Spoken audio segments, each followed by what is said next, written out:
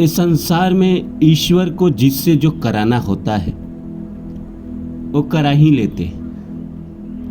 हम चाहे कितना भी दिमाग लगा ले, कितनी भी चालाकी लगा ले, पर करते वही हैं जो ईश्वर चाहते हैं।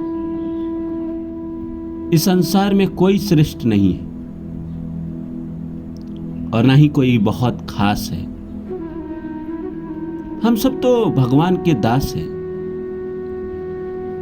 जिसके ऊपर ईश्वर की कृपा हुई वो रंक से राजा बन जाता है।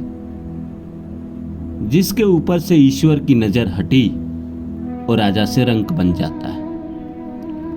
आपने इस संसार में लोगों को कहते हुए सुना है, क्या दिन थे मेरे, क्या वक्त था मेरा, मेरी तूती बोला करती थी। पर आज कुछ नहीं है। नेपोलियन बोनापार्ट जब सत्ता में था, सारी दुनिया उससे कांपती थी, डरती थी। लेकिन अंत में जब उसको एकांतवास में भेज दिया गया तो एक आम आदमी भी उसको नहीं पहचानता था। कोई उसको देखता भी था तो देख के तरस ही खाता था। कहता था कि ये नेपोलियन बोनापार्ट है जिसने ना जाने कितने सैनिकों को मरवाया अपने डिसीजन से, और आज अपनी जिंदगी ऐसे बसर कर रहा है जैसे कोई नहीं जानता इसे। तो वक्त है, ईश्वर ही आपको चुनते हैं, ईश्वर ही आपको बड़ा बनाते हैं। जो ईश्वर का दास है, ईश्वर उसकी नैया को कभी डूबने नहीं देते हैं। कभी जिंदगी में मुसीबत आ भी जाती है तो सहारा भी भेज देते हैं। मैंने देखा ही नहीं है कि जो दिल का अच्छा हो, बहुत अच्छा हो, कभी किसी का बुरा नहीं चाहता हो, कभी किसी का बुरा नहीं किया हो, उसके जीवन में लंबे समय तक दुख बना रहे। दुख आते हैं, मनुष्य है, साधारण सा इस धरती पर आए हैं इंसान का रूप लेके। तो इस संसार में कोई नहीं है जिसका दुख पीछा ना छोड़े। गरीब आदमी को पैसों का दुख है, मिडिल क्लास आदमी का भी पैसों का दुख है, रिलेशनशिप का दुख है, प्यार का दुख है। अमीर आदमी को शरीर का दुख है, कोई ना समझने का दुख है, कोई छोड़ के जाने का दुख है। दुख हर किसी को है। इस संसार में कोई नहीं है जो दुख से वंचित रह गया। हर कोई दुखी है किसी न किसी रूप में, और हर कोई सुखी है किसी न किसी रूप में। किसी के पास धन नहीं है तो सुकून है, किसी के पास सुकून है तो धन नहीं है। कोई गरीब है तो 2 रोटी सुकून से खाता है, कोई अमीर है तो खाने को समय नहीं है, सुकून से नहीं खा सकता।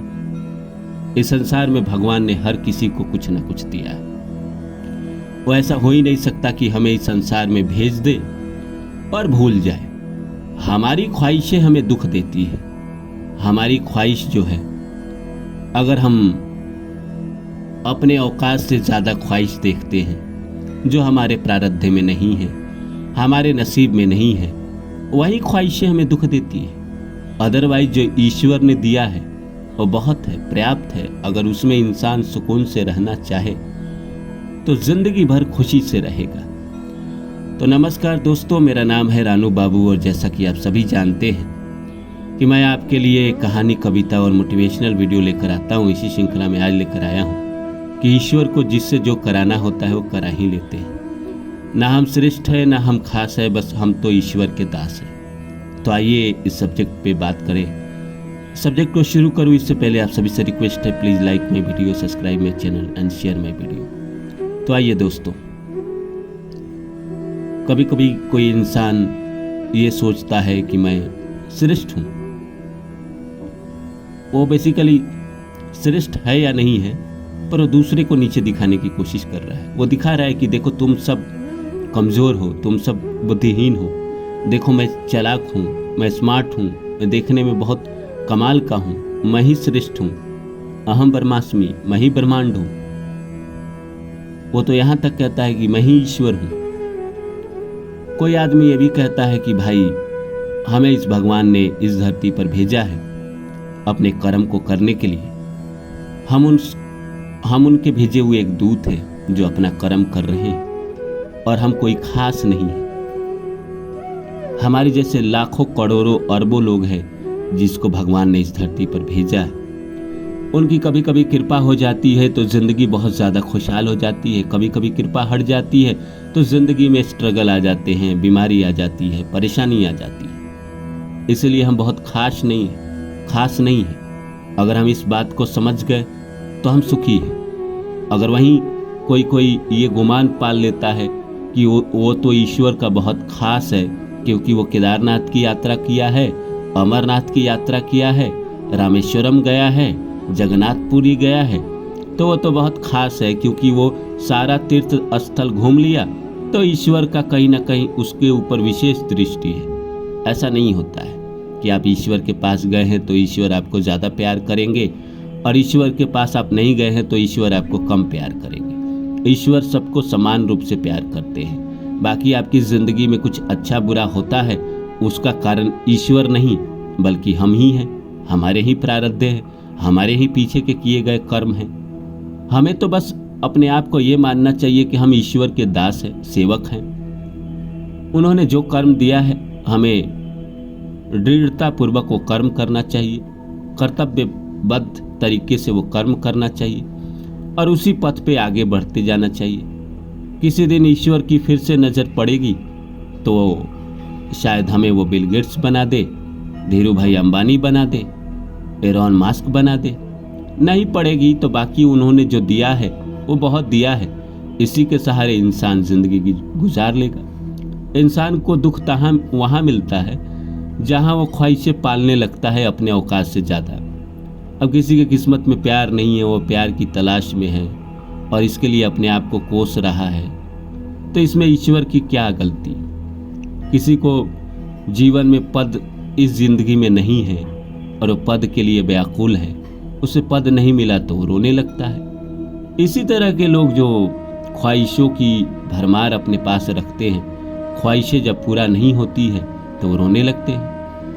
इसलिए तो गालिब कहते हैं कि हजारों ख्वाहिशें ऐसी कि हर ख्वाहिश पे दम निकले, बहुत निकले मेरे अरमा फिर भी कम निकले।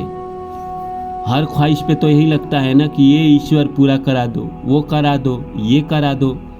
लड़की का प्यार मिल गया तो अब शादी करा दो, शादी करा दिए तो बच्चा करा दो, बच्चा करा दिए तो बच्चे को जॉब दे दो, बच्चे को जॉब दे दिए तो बच्चे की शादी करा दो, बच्चे की शादी करा दिए तो बच्चे को भी बच्चा दे दो। ख्वाहिशों की ये जो सिलसिला है ये कभी इंसान का ख़त्म नहीं होता है और जो इंसान ख्वाहिशों का सिलसिला ख़त्म नहीं कर पाता है उसके जीवन में दुख बना रहता है, क्योंकि महत्वाकांक्षाएं जब तक इच्छा पूर्ति में कन्वर्ट नहीं होती है तब तक इंसान व्याकुल रहता है, परेशान रहता है। किसी को अगर कम लड़की सुंदर मिल गई उसके लिए भी दुखी है, किसी को बेटे की जगह बेटी हो गई उसके लिए भी दुखी है, किसी को सास अच्छा नहीं मिला इसके लिए भी दुखी है। पर कम से कम ये इंसान को सोचना चाहिए कि भगवान ने हमें दिया तो इसी बात से हम खुश क्यों ना रहे।